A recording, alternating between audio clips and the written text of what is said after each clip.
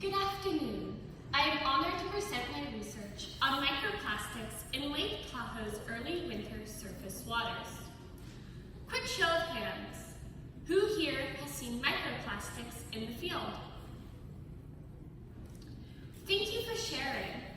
Though often invisible, microplastics pose serious risks to both ecosystems and human health, making this research especially urgent.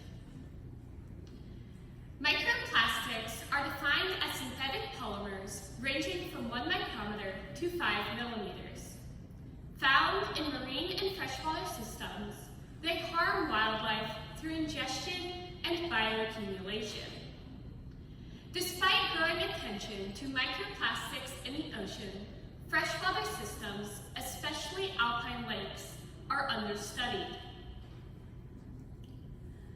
Microplastics have been found in tissues including the lungs, blood, heart, and even fetal tissue, raising concerns about immune disruption, developmental impacts, and risks of chronic and neurodegenerative diseases. A 2025 study shocked the world when they found microplastics could cross the blood-brain barrier. Additional research shows microplastics lodged in coronary plaques have direct links between microplastics and mortality. This study had 4 main objectives: confirm the presence of microplastics in Lake Tahoe, quantify early winter concentrations, characterize particle morphology, and establish baseline data for an under-researched season. Winter was chosen because microplastic levels should be lowest at that time due to reduced human activity and colder water causing particles to sink. If plastics are present despite low inputs, summer levels are likely much higher. Lake Tahoe straddles the California-Nevada border and is one of North America's largest and clearest alpine lakes. Situated at an elevation of 6,232 feet in the Sierra Nevada mountains, it draws millions of visitors each year from nearby cities such as San Francisco, Sacramento, and Reno. A 2023 global study ranked Tahoe 3rd in microplastic concentrations among 38 lakes worldwide using a 250 micron pore size. This study, however, did not report specific seasons or locations in their manuscript. This study was conducted along the Nevada shoreline of Incline Village, a site selected for its near-shore accessibility and relatively lower population density compared to the more developed California side.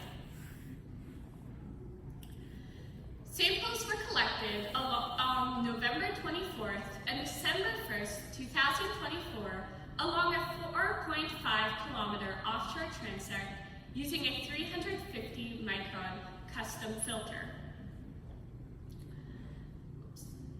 In the lab, organic matter was digested using a 10% potassium hydroxide solution. Particles were separated by density using a 5 molar sodium chloride solution, and the remaining supernatant was filtered through a 10 micron filter paper and analyzed microscopically. Controls confirmed no contamination. On November 24th, 124 particles were recovered, equaling 0.41 particles per cubic meter. December 1st yielded 261 particles with a concentration of 0.86 particles per cubic meter, which is nearly double. This increase likely reflects the hydrometeorological conditions, as November sample was taken as a storm approached and the December sample was taken on a calm day following the storm.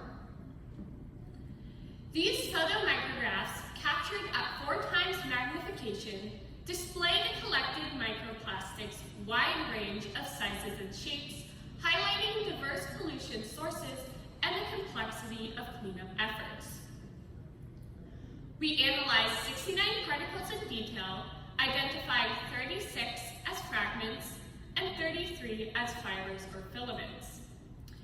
Fragments were further broken down into angular, amorphous, rounded, or granular, and fibers or filaments into monofilament, multifilament, and filament aggregates. The most prominent fragments were subangular and amorphous, and the most prominent filaments or fibers were monofilament. This is an example of a fragment on the left, and this is an example of a filament on the right. Fragments typically result from the breakdown of plastic, containers, debris, or packaging, whereas fragments or fibers originate from things such as textiles, fishing line, and fireware. This classification is an essential first step in identifying pollution sources to create effective mitigation strategies. Lake Tahoe's unique physical features contribute to microplastic accumulation. With only one outlet, the lake has limited outflow, allowing contaminants to persist. Its exceptional depth creates stratifications and mixing currents that transport particles downward. Additional cold temperature gradients further influence particle movement. This suggests that Lake Tahoe may act as a long-term reservoir for microplastic contamination. Our findings confirm that even remote alpine lakes are contaminated, but sampling methods affect results. Finer pore size and diverse sampling locations may result in higher concentrations. This highlights the need for comprehensive monitoring, especially given the health concerns for recreational and drinking water users. To better address microplastic pollution in Lake Tahoe, future monitoring should focus on 3 key areas. First, sample across more seasons and locations, especially following storms since concentrations can change quickly. Second, use finer mesh and advanced tools like spectroscopy to detect smaller, potentially more harmful particles. Third, identify pollution sources to